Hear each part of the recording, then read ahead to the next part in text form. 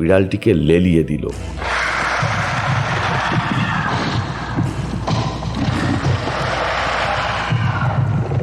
বিড়াল ভয়ানক চিৎকার করতে করতে লাফাতে লাগলো। মরুভূমির পরী, আগের থেকেও ভয়ঙ্কর রূপে, ডানাওয়ালা গ্রিফিনের পিঠে গলায় সাপ পেঁচিয়ে বেলিসিমাকে বর্ষা দিয়ে এমন আঘাত করল যে সে রক্তাক্ত হয়ে রানীর কোলে পড়ে বেহুশ হয়ে গেল। সাসপেন্স স্টেশন বাংলা ও বিশ্ব সাহিত্যের ভয়, সাসপেন্স, ডিটেকটিভ, সাইফাইয়ের আয়োজন। শুনছেন না পড়ছেন? তাহলে শুনতে থাকুন, না পড়তে থাকুন। আজকের গল্প হলুদ বামন।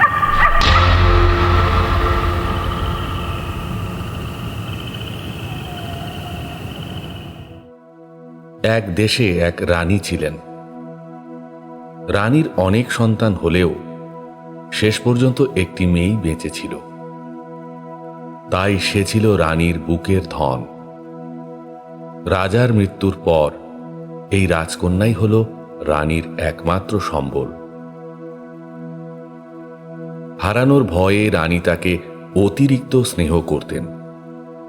সন্তান বাৎসল্যে অন্ধ হয়ে রানী কখনো কন্যার দোষ দেখতেন না। আদর পেয়ে পেয়ে রাজকন্যার মনের স্বাধীনতা বেড়ে গেল খুব। সে তো নিজেই একদিন রানী হবে। নিজের রূপ নিয়ে অহংকারী হয়ে উঠল। পৃথিবীতে কাউকে মানুষ বলে মনে করত না। অন্যদিকে সকল কাজে মায়ের প্রশংসা পেয়ে সে ভাবত পৃথিবীতে তার সমকক্ষ কেউ নেই। রাজকন্যার ছিল নানান সাজে সাজবার শখ। কখনো পরী, কখনো শিকারী রানী এসব সাজত। আর দরবারের মেয়েদের বনপরী সেজে তার পেছন পেছন ঘুরে বেড়াতে হতো। রানী নামকরা শিল্পীদের দিয়ে রাজকন্যার ছবি আঁকিয়ে প্রতিবেশী রাজাদের কাছে পাঠাতেন।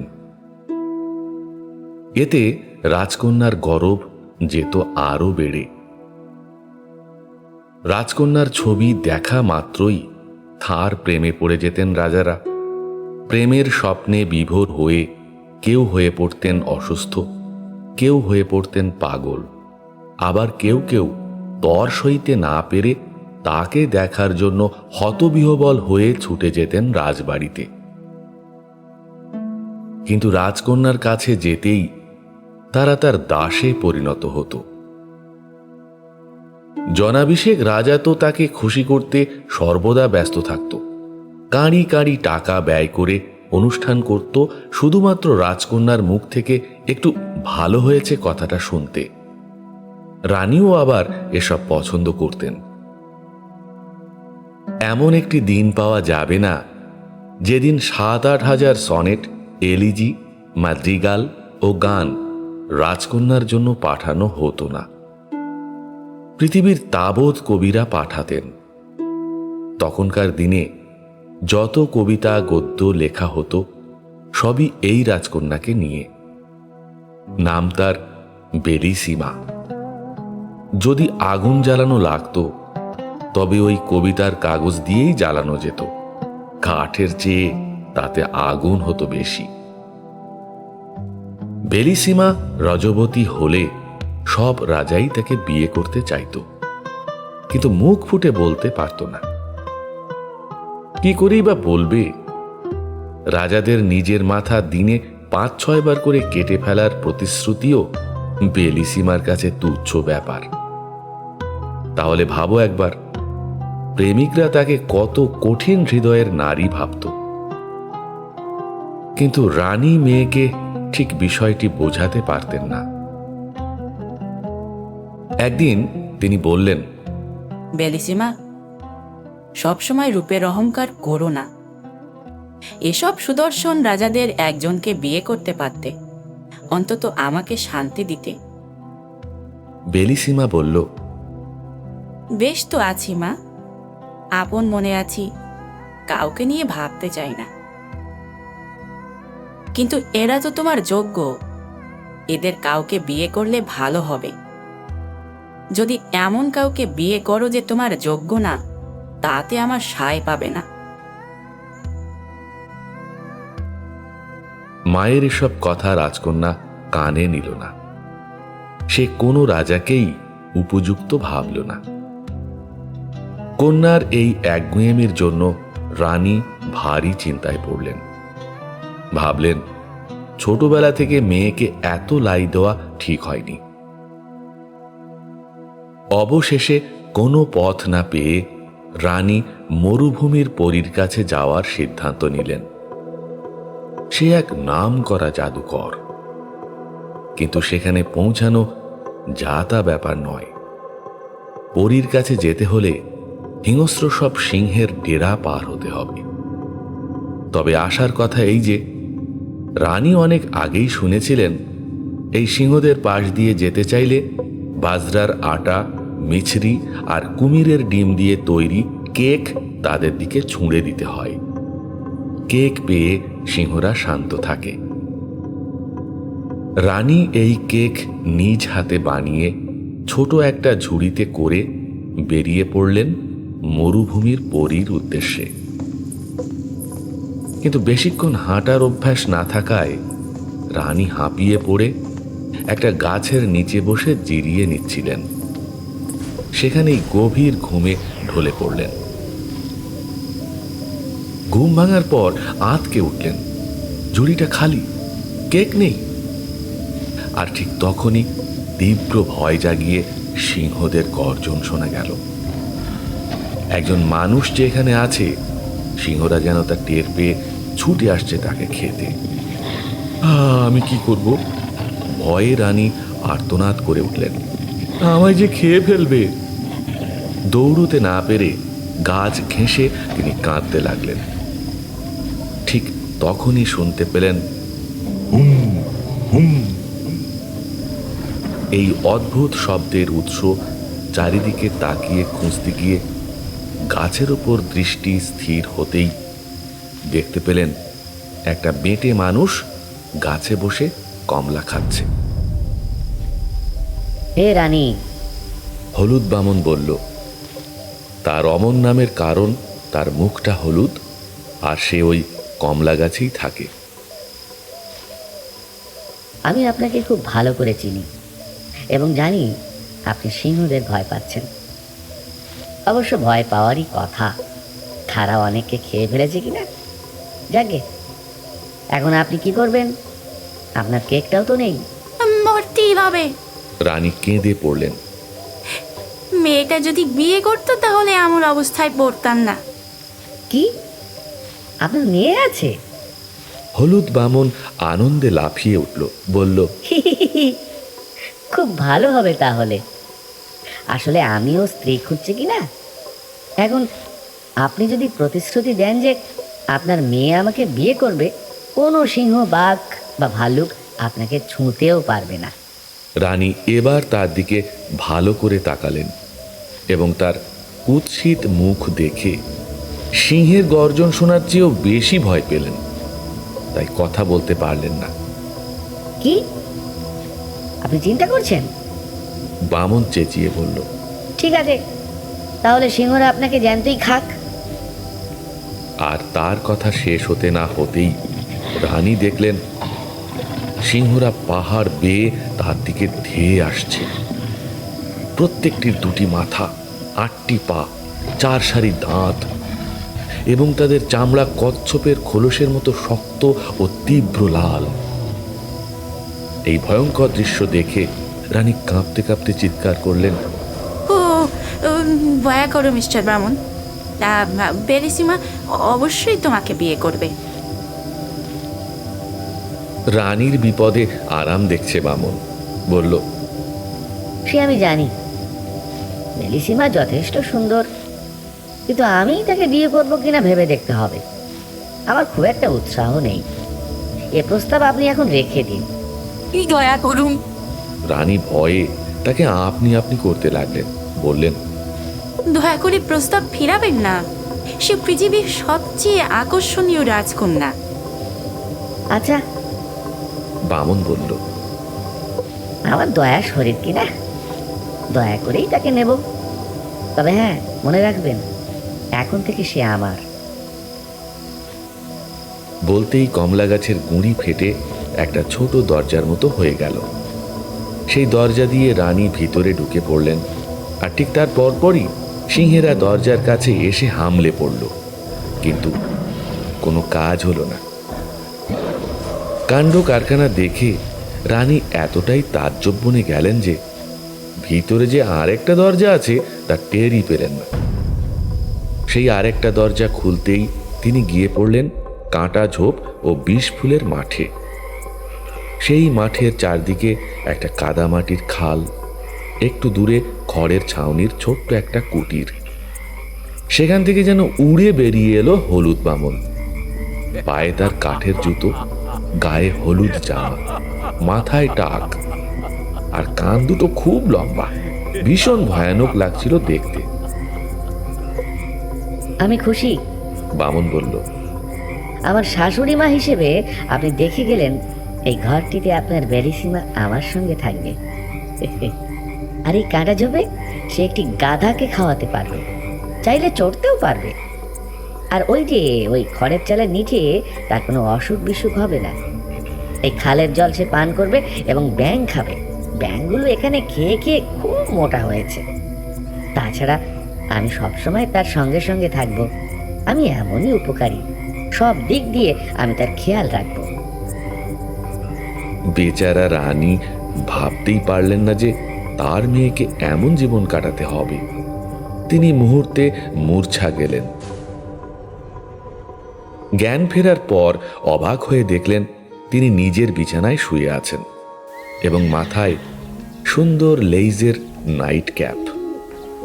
প্রথমে ভাবলেন সিংহ বামন এসবই স্বপ্ন দেখছিলেন, কিন্তু নতুন নাইট ক্যাপ তো তা বলে না। এই নাইট ক্যাপই তাকে মনে করিয়ে দিল সব স্বপ্ন নয়, সবই সত্যি। আর এতেই তিনি মুষলে পড়ে খাওয়া দাওয়া ভুলে গেলেন। রাজকন্যা জেদি হলেও মাকে খুব ভালোবাসে। মায়ের এই অবস্থা দেখে কি হয়েছে তা বারবার জানতে চাচ্ছিল, কিন্তু রানী সত্য না বলতেন তিনি অসুস্থ, অথবা প্রতিবেশী রাজা যুদ্ধের হুমকি দিয়েছে। কিন্তু বেলিসীমা বুঝতে পারল যে তাকে কিছু লুকানো হচ্ছে। তাই সে ঠিক করলো মরুভূমির পরীর কাছে যাবে পরামর্শ নিতে, এবং একই সঙ্গে জেনে নেবে যে তার বিয়ে করা উচিত কিনা। বেলিসীমা সিংহদের কথা জানত, তাই সে নিজের হাতে সিংহদের শান্ত করার কেক বানালো এবং এক রাতে তাড়াতাড়ি শুয়ে পড়ার ভান করে ঘরে ঢুকে সাদা ঘোমটা পরে গোপন সিঁড়ি দিয়ে বেরিয়ে পড়ল। একা একা সেই পরীর উদ্দেশ্যে পথ চলতে লাগল। এক সময় সেই কমলা গাছের কাছে পৌঁছে গেল সে। গাছে তখন দারুণ ফল ও ফুল ধরেছে। বেলিসীমা মুগ্ধ হয়ে কমলা তুলতে লাগলো, তারপর ঝুড়ি নামিয়ে বসে কমলা খেতে লাগলো। খাওয়া শেষ করে আবার রওনা হতে গিয়ে দেখে ঝুড়ি নেই। বেলিসীমা এখানে ওখানে খুব ভালো করে খুঁজলো, কিন্তু কোনো চিহ্ন পেল না। যত খুঁজলো ততই ভয় পেতে লাগলো। শেষ পর্যন্ত কেঁদে ফেলল। এমন সময় হঠাৎ তার সামনে হাজির হলুদ বামন। কি হয়েছে সুন্দরী, কাঁদছো কেন? হাই, কান্না ছাড়া আমার কি উপায় আছে? আমি সেই কেকের ঝুড়ি হারিয়ে ফেলেছি। এখন মরুভূমির পরীর গুহায় পৌঁছবো কি করে? সিংহরা তো কেক না পেয়ে আমায় খেয়ে ফেলবে। বেলিসীমা কাঁদতে কাঁদতে বলল। কেন? সেখানে কি করতে যাচ্ছ সুন্দরী? বামন বলল, আমি ওই পরীর বন্ধু। সে যা জানে আমিও তা জানি। আমার মা কিছুদিন ধরে খুব বিমর্ষ। আমার ভয় হচ্ছে তিনি হয়তো মারা যাবেন। তার কারণ হয়তো আমি। তিনি চান আমি বিয়ে করি, কিন্তু সত্যি বলতে কি, আমি এখনো এমন কাউকে পাইনি যাকে বিয়ের উপযুক্ত মনে হয়। তাই পরামর্শ নিতে মরুভূমির পরীর কাছে যেতে চেয়েছিলাম। রাজকন্যা, কষ্ট পেও না। বামন বলল, আমি তোমাকে সব বলছি। তোমার মা তোমার বিয়ের প্রতিশ্রুতি দিয়েছেন। প্রতিশ্রুতি দিয়েছেন? রাজকন্যা চিৎকার করে বলল, না, তিনি তা করেননি। তাহলে আমাকে বলতেন। আমার অনুমতি ছাড়া আমাকে নিয়ে কোনো প্রতিশ্রুতি দেওয়া সম্ভব নয়। তুমি ভুল করছো। সুন্দরী, বামন হঠাৎ হাঁটু গেড়ে বলল, রাগ করো না। যদি বলি যে তিনি আমার সঙ্গে তোমার বিয়ের প্রতিশ্রুতি দিয়েছেন? তুমি? বেলিসিমা পিছিয়ে গিয়ে বলল, আমার মা তোমার সঙ্গে আমার বিয়ে দিতে চান? তোমার এমন সাহস হলো কি করে?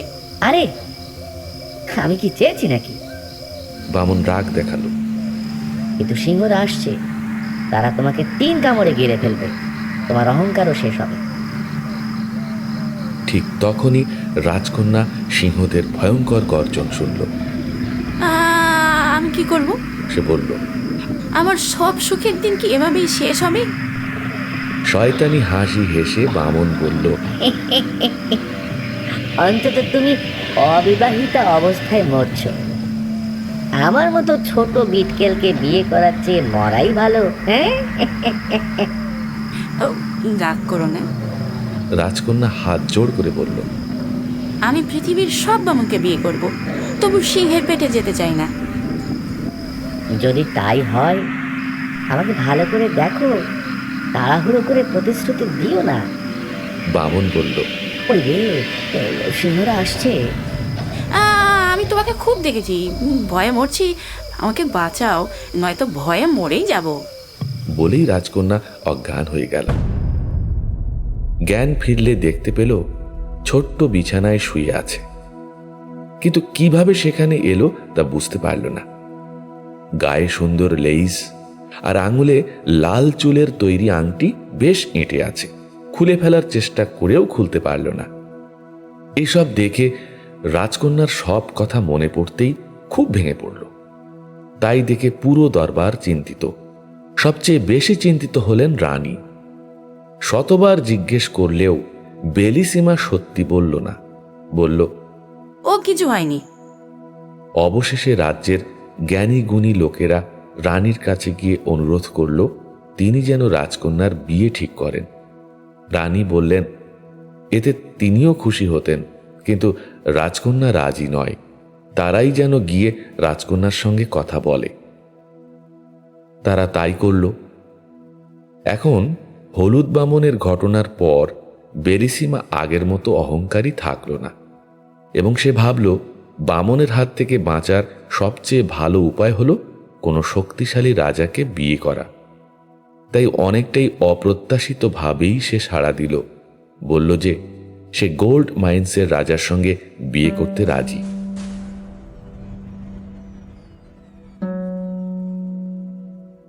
এই রাজা ছিলেন অত্যন্ত সুন্দর ও শক্তিশালী। বহুদিন ধরে রাজকন্যার প্রেমে ছিলেন, কিন্তু কখনো ভাবেননি যে রাজকন্যা তাকে ভালোবাসতে পারে।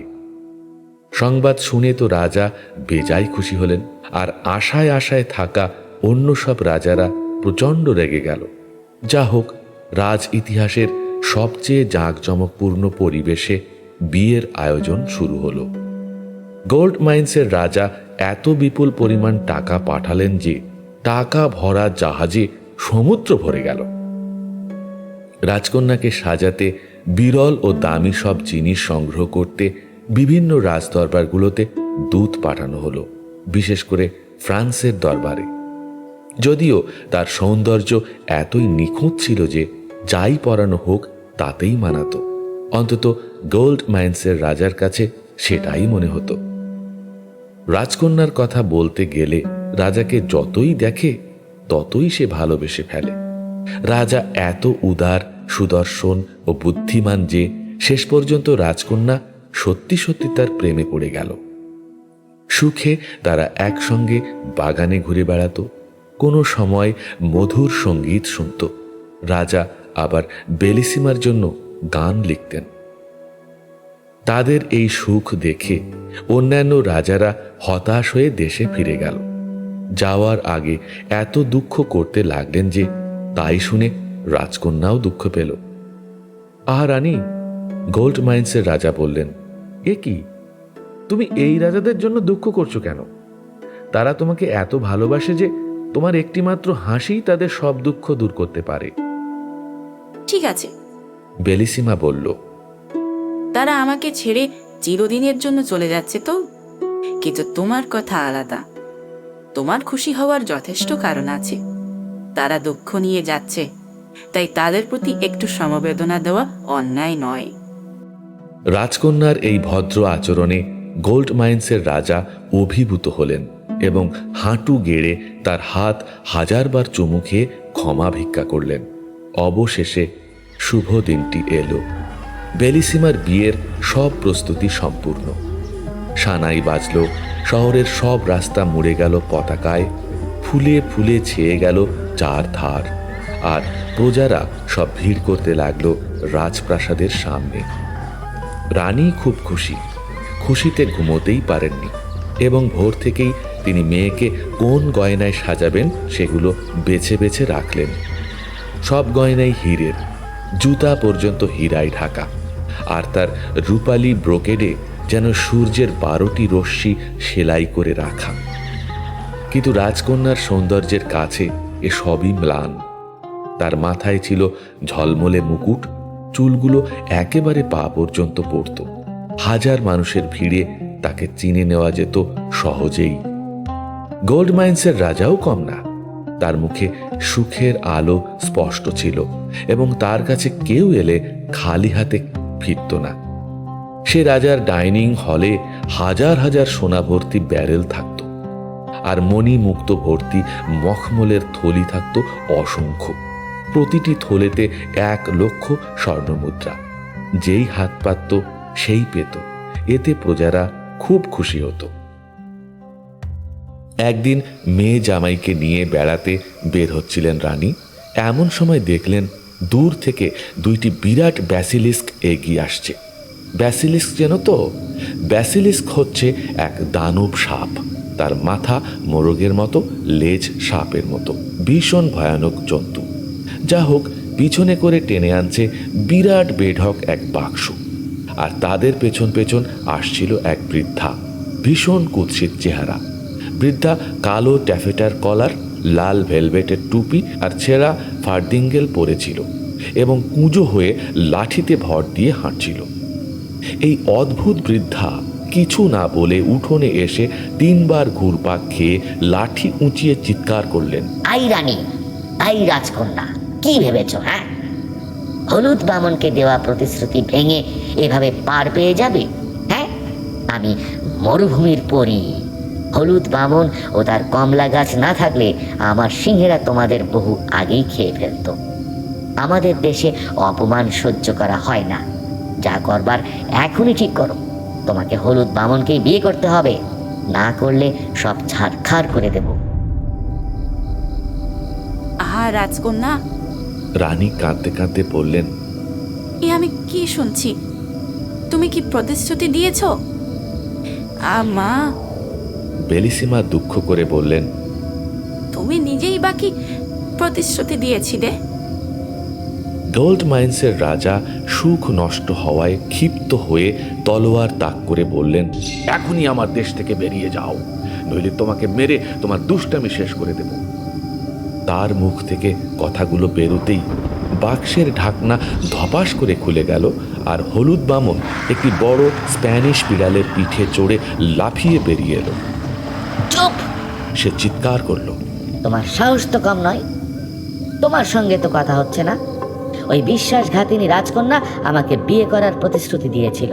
দেখো, তার আঙুলে লাল চুল দিয়ে বানানো আমার আংটি খুলে দেখো কতটা শক্তিশালী আমি। চুপ বদমাস! রাজা হাঁক জুড়লেন, নিজেকে রাজকন্যার প্রেমিক বলার সাহস করো? একটা বামন কুৎসিত যে তাকানো যায় না, তোমার মতো বদমাসকে অনেক আগেই মেরে ফেলা উচিত ছিল। হলুদ বামন রেগে গিয়ে তার বিড়ালটিকে লেলিয়ে দিল।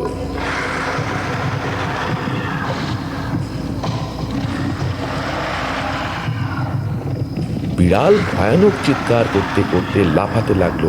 সবাই ভয়ে পিছিয়ে গেলেও রাজা পিছনে গেলেন না, তাকে ধাওয়া করতে লাগলেন। বামন তার বড় ছুরি বের করে রাজাকে লড়াইয়ে ডাকল। রাজাও দ্রুত প্রাসাদের উঠোনে নেমে এলেন। বামন আর রাজায় তীব্র লড়াই শুরু হতেই সূর্য রক্ত লাল হয়ে গেল, অন্ধকার নেমে এলো, বজ্রপাত হলো, বজ্রের শব্দে পৃথিবী কাঁপল। দুইটি ব্যাসিলিস্ক বামনের দুই পাশে পাহাড় সমান বড় আকার নিল। তাদের মুখ ও কান থেকে আগুন বেরোতে লাগলো, তারা যেন জ্বলন্ত চুল্লি। এসবেও গোল্ড মাইন্সের রাজা ভয় পেলেন না। তার সাহস দেখে সকলের মনে জোর এলো। কিন্তু এমন সাহসও ভেঙে গেল যখন তিনি তার প্রিয় বেলিসিমার হাল দেখলেন। মরুভূমির পরী আগের থেকেও ভয়ঙ্কর রূপে ডানাওয়ালা গ্রিফিনের পিঠে গলায় সাপ পেঁচিয়ে বেলিসিমাকে বর্ষা দিয়ে এমন আঘাত করল যে সে রক্তাক্ত হয়ে রানীর কোলে পড়ে বেহুঁশ হয়ে গেল। রানী চিৎকার করে কাঁদতে লাগলেন। রাজা তার কান্না শুনে যুদ্ধ ভুলে রাজকন্যার দিকে দৌড়ে গেলেন। কিন্তু বামন অনেক দ্রুত স্প্যানিশ বিড়ালের পিঠে চড়ে বারান্দায় উঠে রাজকন্যাকে ছিনিয়ে নিল এবং প্রাসাদের ছাদের উপর দিয়ে চোখের পলকে অদৃশ্য হয়ে গেল।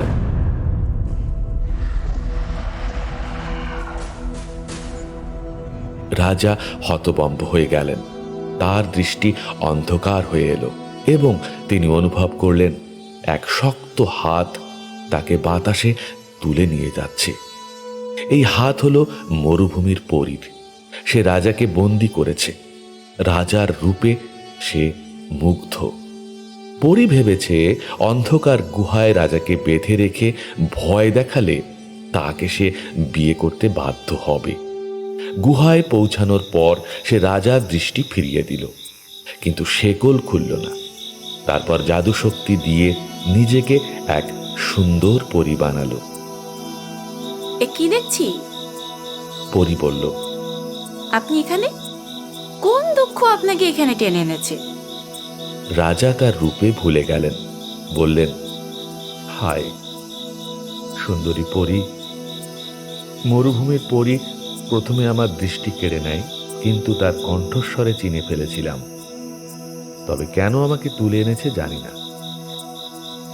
আহ, মিথ্যা। পরী বলল, যদি তার হাতে পড়েন তাহলে তাকে বিয়ে না করে মুক্তি নেই। বহু রাজপুত্রকে এমন করেছে সে।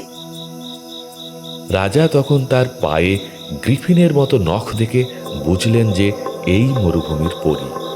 তিনি ভান ধরে বললেন, আমি মরুভূমির পরীকে ঘৃণা করি না, কিন্তু এই হলুদ বামনকে রক্ষা করা আর আমাকে শেকলে বেঁধে সে অন্যায় করেছে। আসলে আমি এক রাজকন্যাকে ভালোবাসি, কিন্তু পরী যদি আমাকে মুক্তি দেন আমি কৃতজ্ঞতা বশত তাকেই ভালোবাসবো, রাজকন্যাকে নয়। তুমি সত্যিই তাই ভাবো? রাজার ফন্দি পরী বুঝতে পারল না। অবশ্যই, রাজা বললেন, পরীর ভালোবাসা পাওয়া কি রাজকন্যার চেয়ে কম সম্মানের? এতে মরুভূমির পরী একেবারে গলে গেল এবং রাজাকে আরো ভালো জায়গায় রাখতে চাইল। সে তার রথ আনল, বাদুড়ের বদলে রাজহাঁস, এবং আকাশে উড়ল। রাজা যখন আকাশ থেকে দেখলেন তার প্রিয় বেলিসিমা ইস্পাতের দুর্গে বন্দী, আর সে দেওয়াল সূর্যের আলোয় জ্বলে ওঠে, কেউ কাছে গেলেই পুড়ে যায়, তিনি দেখলেন বেলিসিমা ঝর্ণার ধারে বসে কাঁদছে। তারা পাশ দিয়ে উড়ে যেতে বেলিসিমা তাকিয়ে দেখল রাজা আর সুন্দরী পরী একসাথে রয়েছে। এতে বেলিসিমার ভাবনা হলো, আমি যে অপদার্থ হলুদ বামনের হাতে বন্দি, এর মধ্যে রাজাও কি এখন এই পরীকে ভালোবেসে ফেললেন? রাজা বেলিসিমার দিকে তাকিয়ে কষ্টে ভেঙে পড়লেন, কিন্তু জানতেন পরীর বিরুদ্ধে কিছুই করবার নেই। পরী তার রাজার দিকে তাকিয়ে সব বুঝতে পারল।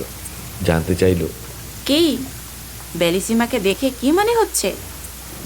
রাজা কৌশলে বললেন, এক সময় যে রাজকন্যাকে পছন্দ করতাম তাকে দেখে একটু দুঃখ পেয়েছি, তবে তোমার সঙ্গে তার তুলনা হয় না। আহ, সত্যিই তুমি আমাকে এত ভালোবাসো? পরী বলল, সময়ই প্রমাণ দেবে। রাজা বললেন, তবে যদি সত্যি আমাকে মানো, আমি অনুরোধ করি বেলিসিমাকে সাহায্য করো। পরী এবার রেগে গিয়ে বলল, তুমি জানো তুমি কি চাইছো? হলুদ বামন আমার বন্ধু, আর রাজকন্যাকে আমি প্রতিদ্বন্দ্বী মনে করি। তাকে সাহায্য করা সম্ভব নয়। রাজা দীর্ঘশ্বাস ফেললেন। এতে আর উত্তর দেওয়ার কিছুই ছিল না। তারা পৌঁছল এক বিশাল তৃণভূমিতে। ফুলে ভরা, শীতল ছায়া, ঝর্ণা, এক মনোরম প্রাসাদ, দেওয়াল স্বচ্ছ পান্নার। পরীর রথ প্রবেশ করতেই হাজার সুন্দর প্রাণী গান গাইতে লাগল। পরী খুব খুশি হয়ে রাজাকে চমৎকার এক কক্ষে নিয়ে গেলেন এবং কিছুক্ষণ একা রেখে দিলেন। রাজা বুঝলেন পরী আড়ালে গিয়ে তাকে লক্ষ্য করছে। তাই তিনি আয়নার সামনে গিয়ে বললেন, ও আয়না, আমাকে বলো কিভাবে মরুভূমির পরীকে খুশি করব। তারপর চুল ঠিক করলেন, নতুন কোট পরলেন। পরী ফিরে এসে আনন্দে উচ্ছ্বসিত হলো, বলল, তুমি আমাকে খুশি করতে যে চেষ্টা করেছো সে আমি জানি। রাজা কথার ফুলঝুরি ছড়ালেন এবং পরে সমুদ্র তীরে হাঁটার অনুমতি নিলেন। পরী ভয়ঙ্কর ঝড় সৃষ্টি করে রেখেছিল, কেউ জলে নামতে পারবে না। তাই রাজা পালাতে পারবেন না বলে সে নিশ্চিন্ত ছিল। রাজা বেদনা ভরে বালিতে একটি কবিতা লিখলেন। এই লিখতেই তিনি একটি মধুর কণ্ঠ শুনলেন। দেখলেন এক সমুদ্র পরী জোয়ারের ঢেউয়ের ওপর ভেসে আসছে। তার লম্বা চুল, এক হাতে আয়না, অন্য হাতে চিরুনি, পায়ের বদলে ঝকঝকে মাছের লেজ। রাজা বিস্ময়ে বাকরুদ্ধ হয়ে গেলেন। তিনি কাছে আসতেই বললেন, আমি জানি রাজকন্যাকে হারিয়ে কষ্টে আছো আর মরুভূমির পরীর হাতে বন্দি। চাইলে আমি তোমাকে এখান থেকে উদ্ধার করব, নইলে হয়তো 30 বছর এখানে বন্দি থাকতে হবে তোমাকে। রাজা দ্বিধায় পড়লেন। এও কি জাদুকরীর আর এক প্রতারণা? পরী তার মন বুঝে বলল, আমি সত্যি বলছি, হলুদ বামন ও মরুভূমির পরীর প্রতি আমার রাগ আছে। আর তোমার রাজকন্যাকে আমি প্রায়ই দেখি। তার সৌন্দর্য ও দুঃখ আমাকে কাঁদায়। আমাকে বিশ্বাস করো। আমি তোমায় সম্পূর্ণ বিশ্বাস করছি। রাজা বললেন, শুধু বলো রাজকন্যা কেমন আছে? এখন কথা বলে সময় নষ্ট করার সময় নেই। চলো, তোমাকে সেই স্টিলের দুর্গে নিয়ে যাব। এই তীরে তোমার মতো আকৃতি বানিয়ে রেখে যাব, পরে বুঝতে পারবে না। সে সমুদ্র শৈবাল জড়ো করে 3 বার ফুঁ দিল। শৈবালগুলি রাজার মতো আকৃতি নিল, ঠিক একই পোশাক, মৃতদেহের মতো নিস্তব্ধ। তারপর পরী রাজাকে তুলে নিয়ে সাঁতরে রওনা দিল।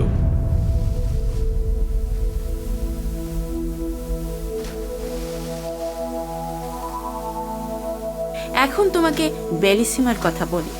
তাকে মেরে আহত করে হলুদ বামন স্প্যানিশ বিড়ালের পিঠে করে তাকে স্টিলের দুর্গে নিয়ে আসে। সেখানে কয়েকজন সুন্দরী দাসী তাকে সোনালী কাপড়ে শুইয়ে রাখে। তাই নাকি? রাজা বললেন, যদি সে আমাকে ভুলে গিয়ে বামনকে বিয়ে করে, আমি কিন্তু মরে যাব। তা হবে না, পরী বলল। সে শুধু তোমার কথাই ভাবে। পরী বাকি ঘটনা বলল। বেলিসিমা জানে রাজা পরীকে ভালোবাসে। রাজা হায় হায় করে কাঁদলেন। কিভাবে তার ভুল ভাঙাবো? পরী হাসল। তোমরা দুজন প্রেমে এত পাগল যে তোমাদের কারো শেখানোর দরকার নেই। এক সময় তারা স্টিলের দুর্গে পৌঁছল। পরী রাজাকে হীরের তৈরি জাদু তালোয়ার দিল এবং সতর্ক করল এটি কখনো হাত থেকে ফেলবে না, নইলে সব শেষ। রাজা স্ফিংসদের হত্যা করলেন, ড্রাগনদের হত্যা করলেন, 24 পরী মেয়েদের ফুলের মালা ভেঙে এগুলেন। অবশেষে বেলিসিমাকে খুঁজে পেলেন। তিনি কাছে যেতেই বেলিসিমা রেগে দূরে সরলেন।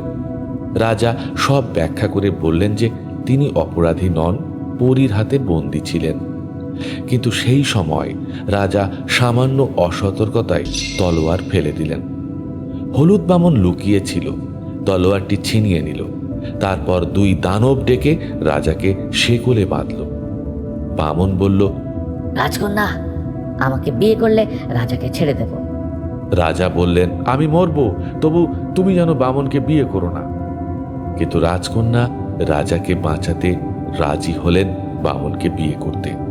এই দেখে রাজা কষ্টে বললেন, আমার সামনে অন্য কাউকে বিয়ে করে তুমি আমাকে হত্যা করলে। বামন বলল, তোমাকে আমি ভয় পাই, তাই তুমি এ বিয়ে দেখতে পাবে না। এবং সঙ্গে সঙ্গে রাজাকে হীরের তলোয়ার দিয়ে হত্যা করল। রাজা মারা যেতেই বেলিসীমা তার উপর পড়ে হৃদয় ভেঙে দুমড়ে মুচড়ে মারা গেলেন। এভাবে দুজনের মৃত্যু হলো, যাদের কেউই আর রক্ষা করতে পারল না, কারণ জাদু তলোয়ার হারিয়ে গিয়েছিল। হলুদ বামন রাজকন্যাকে রাজা যে বিয়ে করবে তার চেয়ে তার মরণ দেখতেই পছন্দ করল। মরুভূমির পরী রাগে স্মৃতিস্তম্ভ ভেঙে দিল এবং রাজাকে ঘৃণা করতে লাগল। দুঃখী সমুদ্রপরী প্রেমিক প্রেমিকাকে পাশাপাশি দুটি তাল গাছে রূপান্তর করলেন, যারা আজও পাশাপাশি দাঁড়িয়ে নরম বাতাসে নিজেদের প্রেমের গল্প ফিস ফিস করে বলে।